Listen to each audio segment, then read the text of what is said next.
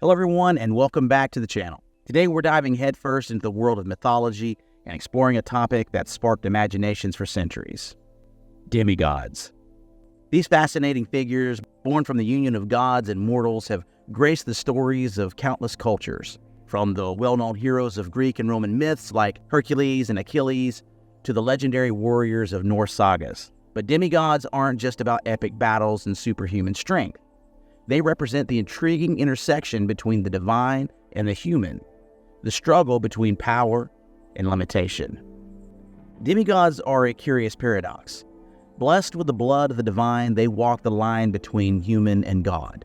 Yet these seemingly powerful beings often exhibit surprising limitations. Is it the human half holding them back? Or is there something more to the story? Let's dive into the myths and see what we can uncover. Welcome to the Lore Chronicles. Have you ever wondered if there's any truth to the stories of demigods, powerful beings born from the union of gods and mortals? While there aren't any documented cases of societies claiming living demigods today, the concept takes fascinating forms across various cultures throughout history. In the scorching sands of ancient Egypt, pharaohs weren't just rulers. They were seen as living gods. Egyptians believed the pharaoh embodied the god Horus, son of Osiris and Isis. This wasn't necessarily about literal parentage, but a powerful symbol. By claiming a divine connection, pharaohs solidified their authority, ensuring obedience and stability in the kingdom. Imagine the impact. If you defy the pharaoh, you're defying a god. Talk about keeping the power firmly in your grasp. Now, the Romans took a slightly different approach. While some emperors like Julius Caesar were seen as charismatic leaders with a touch of the divine during their lifetime, the real transformation happened after death. Certain emperors like Augustus were declared divas, or deified. This act blurred the lines between human and God, elevating their memory and strengthening the legitimacy of their successors. It was a clever political move, ensuring a smooth transition of power while maintaining a connection to the divine realm. Across Asia, the concept of demigods takes on a more nuanced tone. In some cultures, the founders of dynasties or exceptional leaders weren't seen as direct offspring of gods, but rather as individuals touched by the divine. Perhaps they possessed exceptional wisdom, unmatched bravery, or a connection to the spiritual realm. This semi-divine status solidified their authority and ensured the continuation of their lineage. Think of it as a way to explain their extraordinary qualities and inspire loyalty among the people. Throughout history, religious movements have emerged with a fascinating take on demigods. Some believe their charismatic leaders are divinely chosen, destined to usher in a new era. Others go a step further, claiming these figures are literal descendants of deities. These beliefs often arise during times of hardship, offering hope and a sense of purpose. The idea of a divinely backed leader can be incredibly powerful, uniting people behind a common cause. Many indigenous cultures hold stories of heroes or leaders with extraordinary abilities. These figures might not be explicitly called demigods, but their feats of strength, courage, or connection to the natural world suggest a special link beyond the ordinary. These stories serve a vital role in transmitting cultural values and inspiring future generations. Even today, there are cultures and individuals who believe their lineage carries a divine connection. This belief can be incredibly powerful, shaping identity and inspiring a sense of responsibility. However, of course, it's very difficult to verify those types of claims. This concept usually relies on oral interpretations, making it challenging to establish a definitive link to a specific deity. And as you can see, this concept of demigods stretches far beyond the classical Western mold. So my question today is, what makes demigods weak, or seem weaker than the gods? We're going to explore that today. Demigods are the offspring of the divine and the mortal. It seems like a recipe for ultimate power. Yet these figures often exhibit surprising limitations. So what could be holding them back? One compelling theory points to the very essence of their being, their mortal blood. Here's how that might work. There's a dilution of power. Imagine divine power as a potent elixir. Pouring it into a cup filled with human blood might dilute its potency. This human influence could weaken the demigod's connection to their godly parent's power source, limiting their abilities. There's also increased vulnerability. Gods in many mythologies are depicted as nigh invulnerable. Mortals, on the other hand, are quite fragile. This human side of demigod might make them susceptible to injuries and illnesses that wouldn't affect a full god. Just because you have a god for a parent doesn't mean you're immune to a nasty case of the flu. But there is a balancing act involved here. Think of a demigod as a bridge between two worlds. Their body might be constantly trying to find a balance between the immense power of their godly heritage and the limitations of their human side. This internal struggle could manifest as limitations in their abilities. Take the mighty Hercules. Sure, he completed his 12 labors, proving his strength and ingenuity. But even Hercules wasn't invincible. He was ultimately killed by a poisoned cloak, a vulnerability that wouldn't have affected a full god. Over in Norse mythology, you have the Einherjar of Valhalla, their warrior slain in battle, chosen by Odin to reside in the afterlife. While incredibly strong and skilled, they're not portrayed as possessing completely godlike abilities. This can be interpreted as a lingering human limitation despite their connection to the divine realm. I always struggle with Norse words, no matter how many times I look at it. So is it just about blood? While the mortal blood theory offers an interesting explanation for demigod limitations, there are other compelling possibilities. First of all, unlike full gods who are inherently powerful, demigods might require specific training to unlock their full potential. Imagine a demigod being born with immense raw power, but lacking the knowledge and control to wield it. There's a need for mentorship.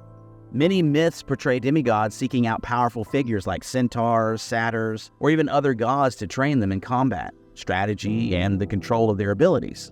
Think of Luke Skywalker meeting Obi-Wan Kenobi in Star Wars. It's a similar dynamic. They're not gods or anything, but you get the idea. Like humans, they also have to learn from their mistakes.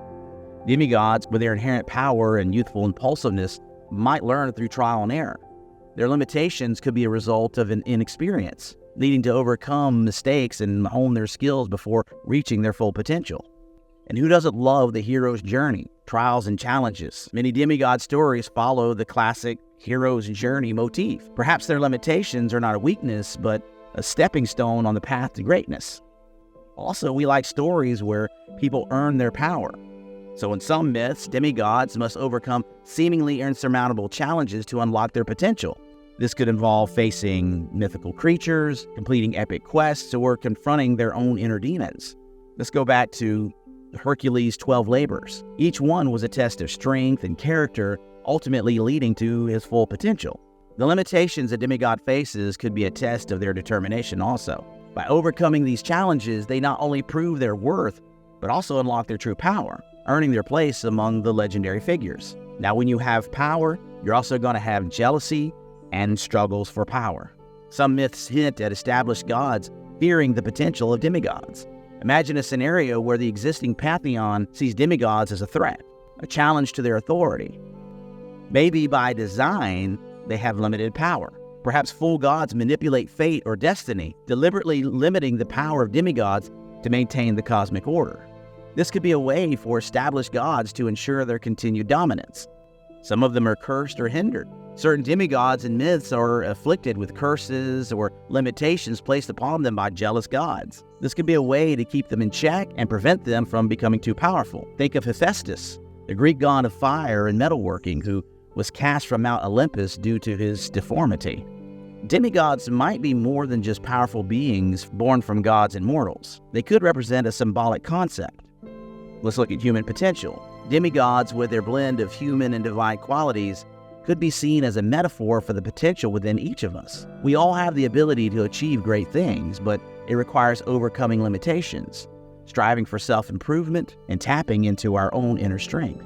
You have the grand story of the struggle between good and evil. Demigods, with their dual nature, could represent the constant battle between both of these sides. You have human desires and their higher potential. Their struggles could symbolize the choices we all make in life, the fight between our dark and our light sides.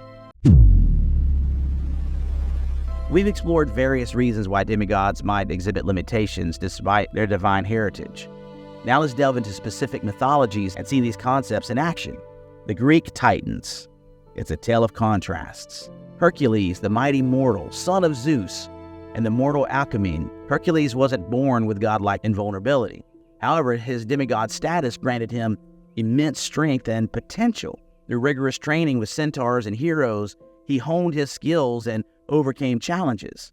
His 12 labors, from slaying the Nemean lion to capturing the Cretan bull, showcased the strength, ingenuity, and perseverance that he already possessed. While not inherently invincible, he pushed his human limitations to achieve legendary feats. Achilles, the flawed favorite, the son of the sea nymph Thetis and the mortal Peleus. Achilles was dipped in the river Styx as a baby, making him invulnerable, except for his heel, part Thetis held onto. Achilles exemplifies the weakness despite God-given power. Though nearly invincible, a seemingly minor flaw led to his downfall. This highlights the idea that even demigods blessed by the gods can have vulnerabilities, reminding us that no one is perfect. Here comes another Norse one, Einherjar. Now that one goes beyond demigod status. The Einherjar of Norse mythology aren't strictly demigods, but they offer an interesting perspective. These are valiant warriors slain in battle, chosen by Odin to reside in Valhalla, the realm of the slain. While not explicitly divine, they possess exceptional strength honed through their battles in life. Every day they engage in epic fights, perfecting their skills for the coming Ragnarok, or the end of the world. The Einherjar represent the potential for exceptional human strength, pushing the boundaries of the mortal realm, though not quite reaching the level of full gods. What about Egypt and the Pharaohs? Though not technically born of gods, pharaohs in ancient Egypt were seen as living embodiments of the god Horus. This connection to the divine granted them immense power and authority. Roman mythology has figures like Aeneas,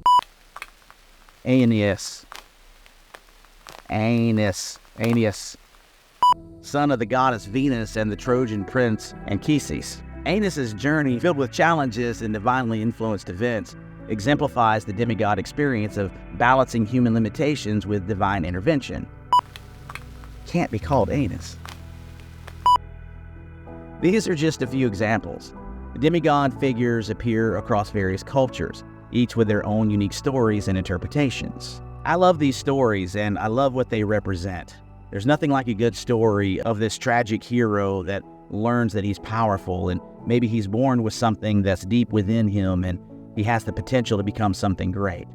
That reminds me of how I was raised. Nobody's parents are perfect, but one of the things that I'm very blessed with and thankful for is my parents telling me that I could do anything when I grow up. And that instills within children this mindset that they have unlimited potential.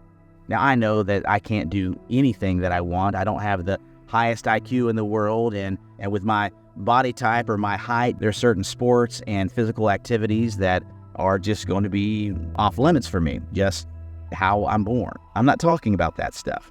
I'm talking about taking off the limitations from your mind and going out and doing the things that are possible for you to do.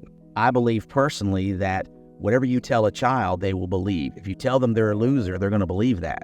They're going to grow up thinking they're a loser. If you constantly tell them they're a winner, they're going to believe that too. They're going to grow up believing that they're a winner. What about you? What do you think? Why do you think demigods are often depicted as weaker than full gods? Do you find this portrayal to be a strength or weaknesses in storytelling? And remember, these are just stories. If you found this exploration of demigods intriguing, don't forget to like this video, subscribe to our channel for more mythology insights, and share your thoughts in the comments below. It's been a while since I've done a video on mythology. I've been doing a lot of stuff on modern and urban legends. So tell me if you like this kind of content. If so, we'll do more. We'll see you next time.